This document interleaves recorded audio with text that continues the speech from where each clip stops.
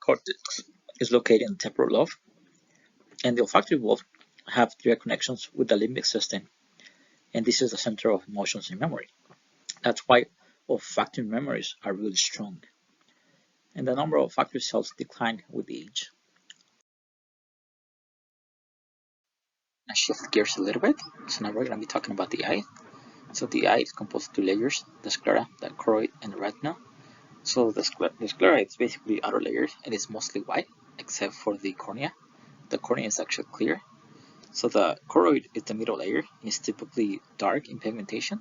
The reason for that is because it absorbs the light that the photoreceptors are not absorbed. And so what happens here is that you have the iris, and the iris regulates the size of the pupil. So the pupil is the opening, uh, in the middle of the eye where the actually lights can go through. And so what happens is that you have the ciliary body, and that controls the shape of the lens whenever you're actually focusing. So the lens is attached to the ciliary body by subintensory ligaments, and that divides the eye into two parts. So one of them is the anterior compartment, and that's in front of the lens, and the posterior compartment, and that's behind it. So the anterior compartment is filled with clear watery fluid called the aqueous humors. So this is basically clear watery fluid. So the aqueous humor, which is the clear liquid, is continually produced and drained by tiny ducts. Now in glaucoma, which is a disease of the eye, what happens here is that these ducts are blocked, and so you have the continuous accumulation of the aqueous humor, and that results in pressure that's compressing the arteries. And so what happens eventually is that there's a gradual loss of vision, leading to eventually total blindness if it's not treated. So the retina is a third layer of the eye and is the posterior compartment. This posterior compartment is filled with vitreous humor, which is basically this kind of like gelatinous tissue, and it contains two very important cells. It contains the rods and cones. So rods are very sensitive to light, but they don't detect color, whereas cones, they require bright light, and those are the ones that actually detect colors. Fovea centralis is packed with cones, so when we look directly at an object, it is focused into the fovea. The optic nerves is made of sensory fibers from the retina, and so what happens here is that they take the nerve signals to the visual cortex in the occipital lobe. So remember the back of the brain, the occipital lobe, that's the area that's important for vision. About the functions of the lens. So the cornea, lens, and the humor, they actually focus images on the retina. So what happens here is that light rays are being refracted when they are brought into focus. And so in the image of the retina, what happens here is that it's inverted and it's reversed from left to right. So the lens changes shape depending if you're looking at something that is close or far away. So what happens here is that the shape of the lens is controlled by the ciliary muscle.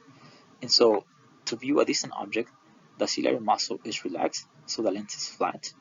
And then to view a near object, the ciliary muscle contracts, the lens becomes round and thick. You're working and you're looking at something from a close range that requires contraction of the ciliary muscle. And so what happens is that this results in fatigue, and this is known as eye strain. It's often more common after the age of 40 because the lens loses elasticity and is unable to accommodate. Now, the good thing is that there's actually eye drops and then corrective lenses, such as eyeglasses or contact lenses, to reduce the eye strain. Rhodopsin is the visual pigment in rods, so they're actually activated by light. So when the rod absorbs light, rhodopsin splits into two components. You have the opsin, and you also have the retinol. So the retinol is a derivative from vitamin A. So this leads to a cascade of reactions and releases inhibitory neurotransmitters from the rods. The rods are very sensitive to light and therefore suited for night visions. So the rod cells are found throughout the retina, except for there's a small area called the fovea where you don't find them. And what happens here is that they provide us with peripheral vision. Are located primarily in the fovea centralis. These are activated by bright lights, and they detect fine details and colors. So there's only three types of cones. So you have the blue, green, and red, and all the colors in between actually derive from these three.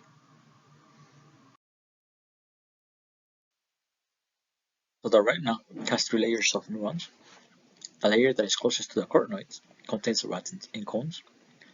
A layer of bipolar cells covers the rods and cones, and the innermost layers contains the ganglion cells. And those are the ones that actually form the optic nerve. And it's important for us to remember that only the rod cells and the cone cells are sensitive to light. So there is a spot within the eye where we don't have rods or cones. This is known as a blind spot. However, because we have two pairs of eyes, that provides complete vision. Let's talk about the flow information in the eye. So nerve impulses are carried by the optic nerves from the eyes to the optic chiasm. So this has a shape because there's actually crossing of the optic nerve fibers. So after exiting the optic chiasm, the optic nerves continue as optic tracts. So the optic tracts actually lead to the thalamus. So the nerve signals then go to the visual cortex in the occipital lobe. If you guys remember, the occipital lobe is the area of the brain, so the back area of the brain that is important for vision. Since we have two pairs of eyes, that provides a good depth of perception. And if you guys remember, the image that is seen through the retina is inverted, and this is corrected by the brain. Let's talk about some abnormalities of the eye. So color blindness. So one type of cone is defected or is defected in the number. And so the most common one is actually the inability to see red and green. So this gene is located on the X chromosome. And since we as males, we only have one copy of the X chromosome, it usually affects males. It affects about 5 to 8% of the male population.